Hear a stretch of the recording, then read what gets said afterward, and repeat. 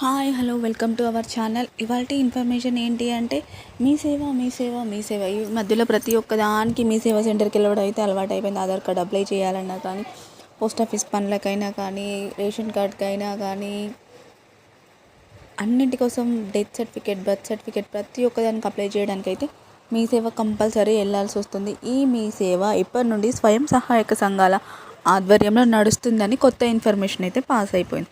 ఇప్పటివరకు అందరూ మీ సేవా సెంటర్స్లో వేరే వాళ్ళు లీజ్కి తీసుకొని ఇన్ని ఇయర్స్ అని గవర్నమెంట్ అటాచ్తో ఆ కార్యకలాపాలన్నీ చూసేవాళ్ళు. సో ఇప్పటి నుండి ఆ సిస్టమ్ అయితే రద్దు చేసి స్వయం సహాయక సంఘాలు ఉంటాయి కదా, గ్రూప్స్, వాళ్ళకైతే అప్పగిస్తున్నారు. అందులో ఇంటర్ చదివిన వాళ్ళకి 2 lakhs వరకు లోన్ ఇచ్చి మరీ సెంటర్స్ ఏర్పాటు చేయడానికి గవర్నమెంట్ భవనాలు ఉంటాయి కదా, అంగన్వాడీ కేంద్రాలు కానీ, జెడ్పీఎస్ఎస్ స్కూల్స్ కానీ, వాటిలో ఒక రూమ్ కేటాయించి వాళ్ళ కోసము 1 month వరకు ట్రైనింగ్ ఇచ్చి మరీ ఆ మీ సేవా సెంటర్స్ని నడిపేయడానికి అయితే యోచిస్తున్నారు.